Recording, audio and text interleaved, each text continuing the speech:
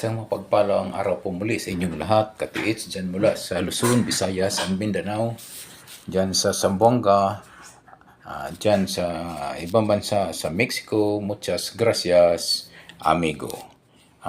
Bago po nga pala umpisahan sa paglikod, may pindala po na isang picture po na isang treasure marker po na stone marker ang ating katiits. So, ako po muna ay magpapasalamat po sa aking mga follower, subscriber na walang sawang nagsubaybay po sa aking YouTube channel. Thank you so much po mga katiits. At yung mga gusto mo pala magpadala po ng mga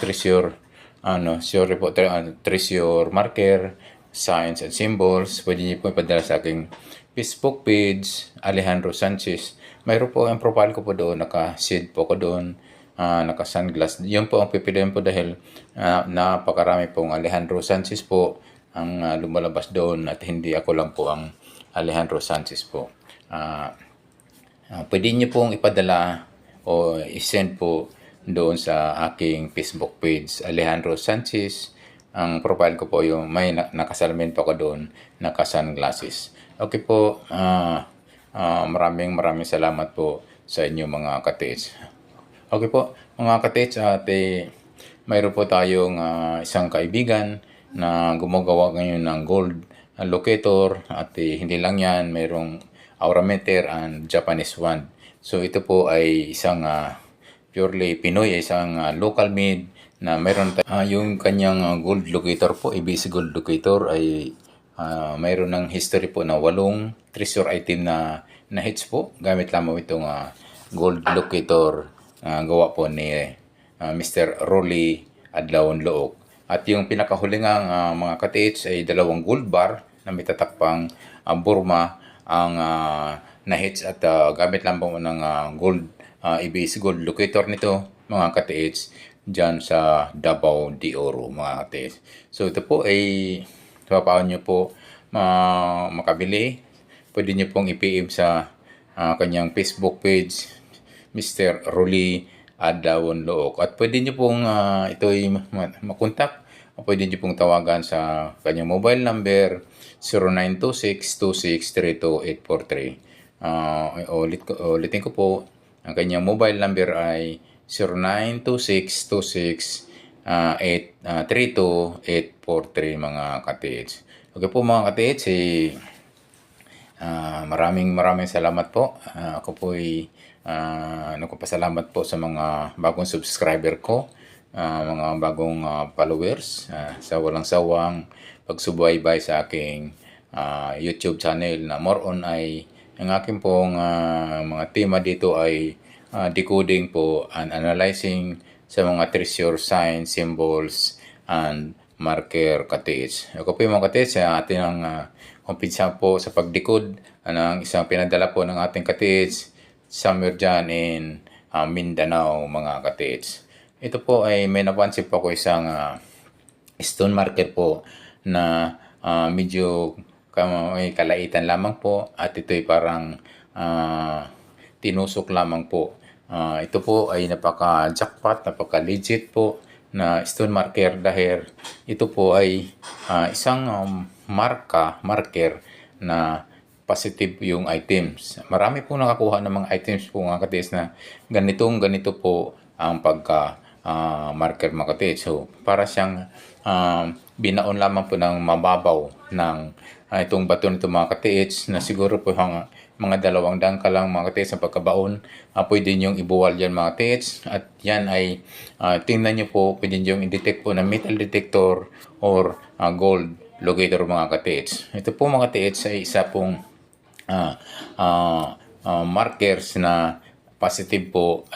Ang mga karamihan po na items po ito ay mga giveaways mga katiits.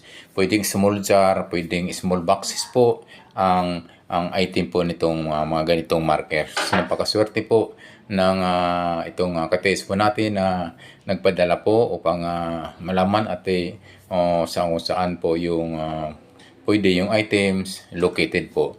So ito po jackpot na jackpot po ito mga katiits kasi nga halos ganito po yung mga markers na mayroon po mga positive items yung mga katiits. Kasi nga, ito po ay isang marker na mababaw lamang po ang kanyang pagkabaon. So, yung nakuha ng mga katiits na isang jar na ganito lang din na bato na binaon lang po ng halos isang dangkal, isa't kalahating dangkal, ay mayroon pong positive yung item. So, isang jar po na may laman po mga gold coins, silver coins, at mga relics at iba pang mga gold bar po na laman po ng isang jar mga katiits.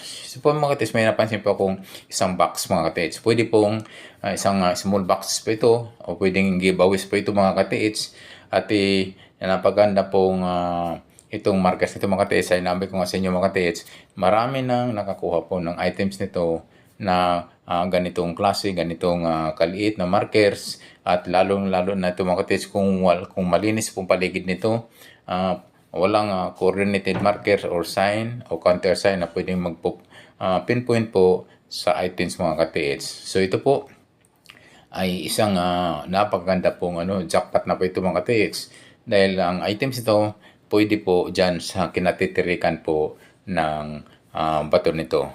Pwede po kung kaya pong ibuwal po, kung mababaw lang na pagkabaon po itong marker nito, pwede nyo pong buwalin at mismo dyan yung hukayin po yung items po. At posible po mababaw lang yan mga katiits, nasa mga 1 meter o wala pa 0.5 meters lang po ang lalim ang mga items po ng mga ganyang klaseng marker.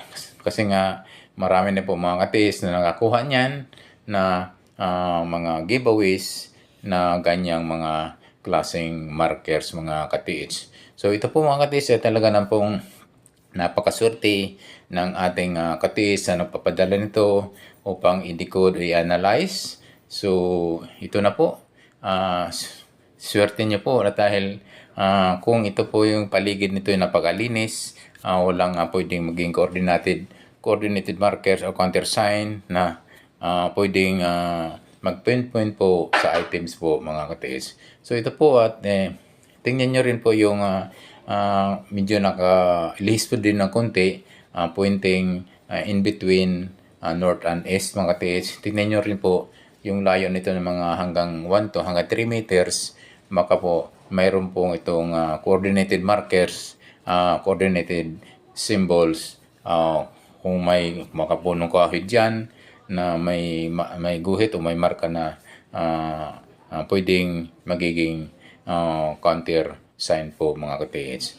So ito po, ang maganda lang dito mga katiits, kasi nga isang maliit lang ito na bato na medyo patulis at pwede nga pong binabaon lang po ng bababaw yan. At ang items ng mga katiits, dyan mismo hindi lalayo sa batong yan. Mismo yan minsan sa kinatitirikan, alisin nyo lang po yung bato na yan or pwede kayong maghukay po mismo sa gilid niyan. Mga 0.5 meters lang pwede na po or hanggang 1 meter mga katiits. So ito po yung isang napakagandang regalo po. Talagang tumpak na tumpak po at napakagandang markers na nakita po ng ating katiits dyan sa Mindanao. Talaga namang positive po itong i-check niyo po yung paikot nito mga katiits, yung 4 na sulok ng markers na ito. Pwede nyo pong tingnan yung bandang east, pwede nyo tingnan yung bandang west, o pwede nyo tingnan ang bandang north and south mga katiits. So, baka mayroon nga yung mga coordinated counter sign, coordinated marking, mga pwedeng pinaka counter marker sign po mga katiits. So, tingnan nyo lang po yung paikot po, yung east, west, north, and south sa distansya po ng hanggang 1 meter to 3 meters katiits. So ito po mga katiits, talaga namang napakaganda pong at sa tingin ko ay positive na po ng items to at isa pang giveaways po ito mga katiits at hindi ganong kalakihan ito mga katiits kapag ganitong marker na madalas po ay nakukuha na po natin mga katiits yung mga small giveaways. Pero po ito'y may malaking halaga na rin mga katiits kasi nga yung mga release ngayon, yung mga gold coin, silver ay valuable items na rin mga katiits. Pwedeng million na rin po ang halaga niyan mga katiits. Okay po, tingnan po yung apat na sulok. Try nyo po yung north, din yung kanyang yung kanyang east, try nyo din po. At yung huli po, yung kanyang west po mga katiits. Okay po mga katiits, sana po ay masundan nyo po yung aking decoding, pang-analyze, para matukoy na rin yung po yung item nito kung saan po ito located katiits. Okay po, ako po ay nagpapasalamat po mga katiits sa mga walang sawang pagsubaybay po ng aking followers, subscriber po dito po sa aking YouTube channel. More on po ang aking mga pinapalabas po dito. Ang aking tema ay decoding and analyzing sa mga treasures, symbols, marker, and sign dito po mga katiits. So kapag mga katiits ay yung mga bago pa lang sa aking pwede yung mga katiits, mayroon po akong pahabol dyan yung pinaka markers pala, pwede nyo pong buwalin yan, baka mababaw lang pong pagkabaon, at mismo pwede nyo hukayin kung halimbawang walang metal detector or scanner locator or gold locator. Pwede nyo pong buwalin yan, baka mababaw lang po pagka tirik niyang bato na yan na patulis, at dyan mismo hukayin niya po sa kinatitirikan yan mga katiits. So po ay mga ganito pong marker ay isang positive marker yan, dahil marami na mga katiits po natin nakakuha ng mga ganyang marka, mga markers na maliit, matutulis, at parang tinusok lamang po ng mababaw na pagkatusok yan mga katiits. Kapag mga katiits, ako ay nagpapasalamat po sa inyong pagtangkilik ng aking YouTube channel. Kahit ito ay bagamat maliit pa lamang, at kayo po ay walang sawang sumusuporta at pagsubaybay po sa aking YouTube channel mga katiits. Okay po mga katiits, thank you so much talaga sa inyong pagtitiwala sa aking YouTube channel, lalo na sa decoding, analyzing sa mga treasure, marker, sign, and symbol mga katiits. Ako po mga katiits, ako po ay nagpapasalamat ng marami sa inyong walang sawang pagsubaybay. Yung mga bago pa lang mga katiits sa aking YouTube channel, please don't forget to subscribe, and also don't forget to hit the notification bell button para updated po kayo sa mga video ko pang ipapalabas mga katiits. Okay po mga katiits, ako po ay talagang taas pusong nagpapasalamat sa inyo na walang sawang sa pagsubaybay po ng aking YouTube channel. Bagamat ito ay hindi pa kalaki, maliit pa lamang po, ay ako ay nag-uumpisa pa lamang dito mga katiits. So po, harinawa tayo ay pagpalain ng buong may kapal. Yung mga katiits po natin na patuloy po na nagtitreasure dyan sa loob po ng ating bansang Pilipinas, dyan sa Luzon, Visayas, and Mindanao. Sana po ay tayo ay makahits na mga katiits, para tayo ay happy ni lahat na yung katiits. Okay po mga katiits, ako po ay talagang nagpapasalamat po sa inyo. Ang gusto niyo po, yung magpapadala po ng for decoding, analyzing ng mga picture po ng mga treasure sign, markers, and symbols, pwede niyo pong isend o ipadala po sa aking Facebook page na Alejandro Sanchez po. At ang aking profile po dyan ay naka-sunglasses po ko dyan, naka-shade. Pwede nyo pong piliin kasi maraming Alejandro Sanchez po dyan na lumalabas po. So yun yung naka-Facebook, naka-sunglasses po, naka-shade po ko dyan. Maraming salamat po sa inyong panonood. Thank you so much. God bless us always.